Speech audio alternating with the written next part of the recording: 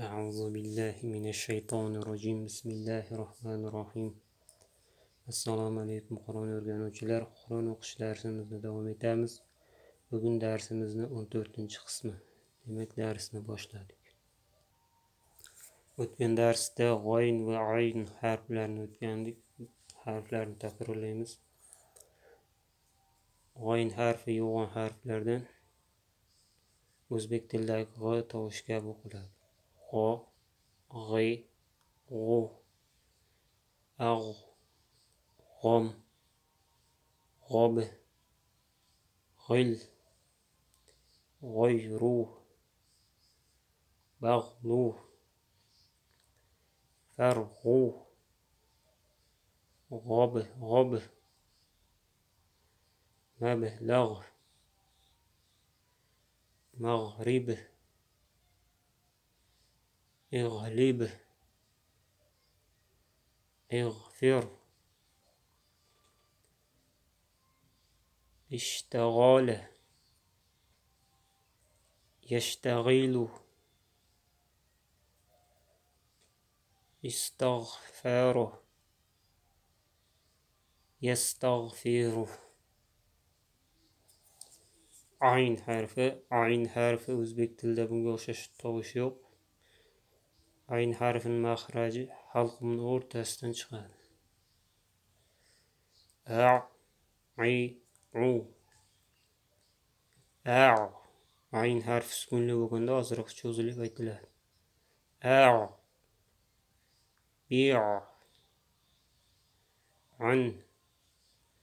An, sa', ma'a, araba, ajam, ajab, amal, ilmu, umru, jam'u,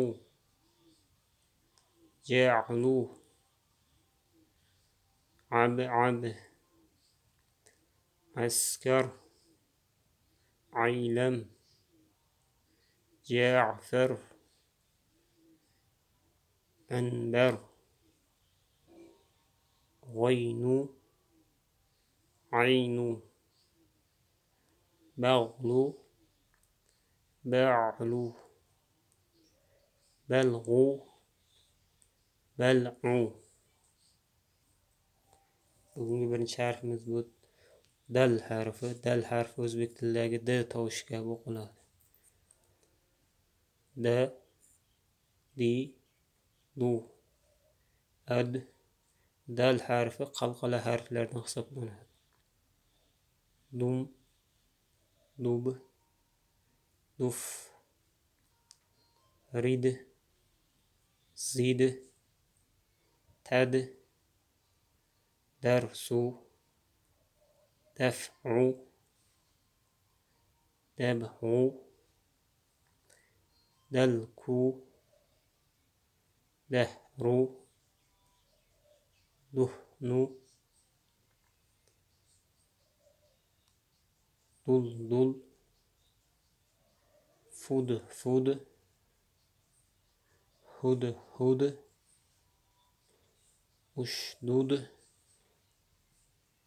ya'tadal, ya'tadilu, istarshada, yastarshidu. Takrorlaymiz. Da, di, du, ad, dum, dub, duf, rid, zid, tad, darsu, daf'u, dab'u, dalku, dahru, duhnu, duldul, fudfud, hudhud, ushdud, ya'tadal, يعتدل استرشد يسترشد. Bugungi ikkinchi harfimiz bu dot harfi. Dot harfi o'zbek tilida bunga o'xshash harf yo'q. Arab tilidagi eng qiyin harf dot harfi hisoblanadi. Bu dot harfi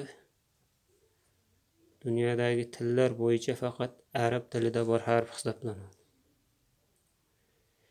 Demak, dot harfini maxraj va sifatlarini aytib o'taman.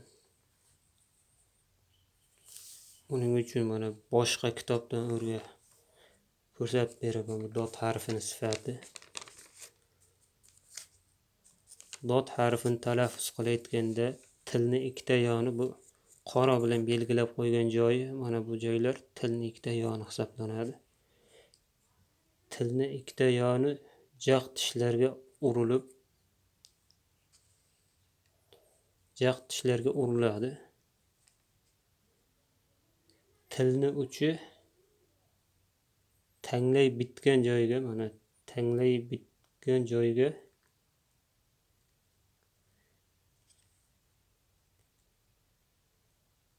tanglayimizni yopadi. Tanglay bitgan joyga tanglayimizni yopadi. Ichkaridan kelayotgan tovush tilni oldiga siljitadi. Ichkaridan kelayotgan tovush tilni oldi tarafga siljitadi. Oldinga siljish natijasida tilni bu ikkita yonlari jag' tishlarga ishqalanadi. Ishqalanish natijasida bot harfi kelib chiqadi. Bot harfi talaffuz qilinganda til tanglayga ko'tarilgan holatda talaffuz qilinadi.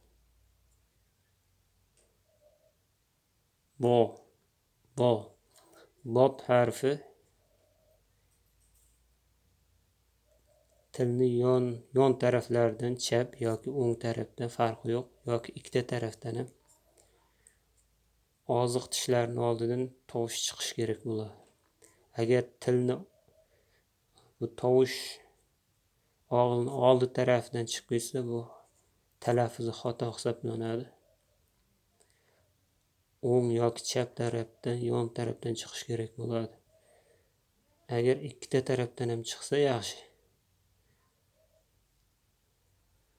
Bu juda qiyin bo'lgan harf hisoblanadi. Bu harfni Shayx Alijon qori ustozimiz darslaridan mukammal o'rgansa yaxshiroq bo'ladi. Bu qiyin. O'zim ham yaxshi bilmayman bu dot harfini maxrajini. Bilganimcha tushuntirib ketyapman hozir.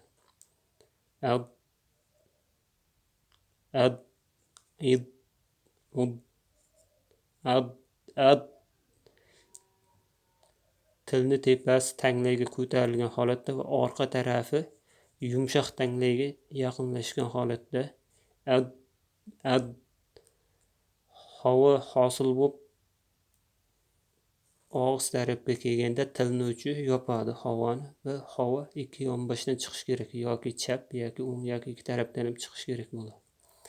Oziq tishlarning oldidan. Bu harf juda qiyin harf. Buni aytib o'tganimdek Shayx Alijon qorining darslarini yaxshi ko'rib o'zlashtirish kerak bo'ladi.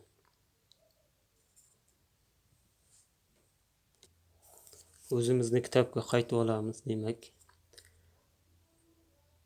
Bu. Havo tilni oldidan, tishlarning oldidan chiqib ketish kerak emas, xato bo'lib qoladi. Tilni ikkita yonidan, chap yoki o'ng yoki ikkala tarafdan. Ikkala tarafidan ham chiqarish juda qiyin hisoblanadi. Shuning uchun qaysi taraf qulay kelsa shu tarafdan, chap yoki o'ng tarafdan chiqarsang bo'ladi. Bu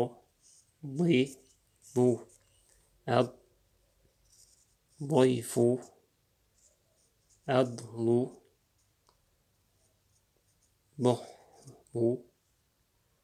ضبط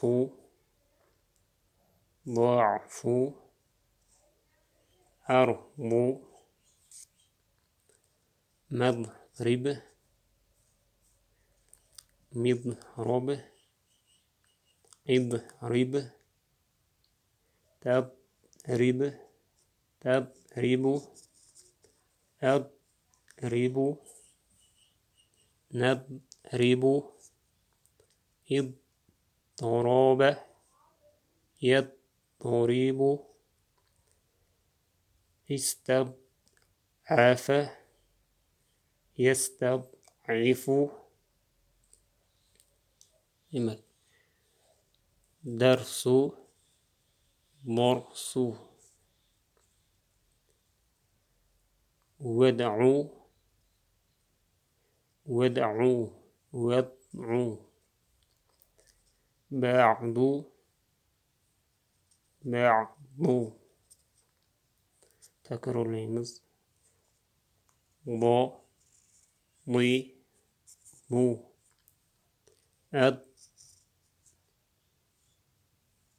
ضيف أضل ضهب ضبط ضعف عرض مضرب مضرب اضرب تضرب تضرب أضرب نضرب اضطراب يضطرب استضعف يستضعف درس مرس ودع وضع بعض بعض. Demek dot harfini Şeyh Alican Qarın dərsindən öyrənəmiz. Hazır yaxşı çıxarılmayıb. Şunun üçün Şeyh Alican Qarın dərsini öyrəniş gerek болады. Mənə yaxşı çıxarılmayıb bu harfini. Qo'ldan kelgancha sizlarga ko'rsatib o'tyapman. Demak, bizda yana bir darsimiz qoldi. Shu bilan harflar tugatamiz va tajvid darslariga o'tib ketamiz. Xudo xolasa, tajvid darsida ikki xil rangli ikkita ruchka va bitta daftar kerak bo'ladi. Bu kitobda yo'q bo'lgan qoidalarni o'rganish uchun. Tajvid darsiga tayyorgarlik ko'rib, daftar ruchkalarni olib qo'yamiz. Demak, bugungi darsimizni shu yerda yakunlaymiz. Keyingi darsda ko'rishguncha.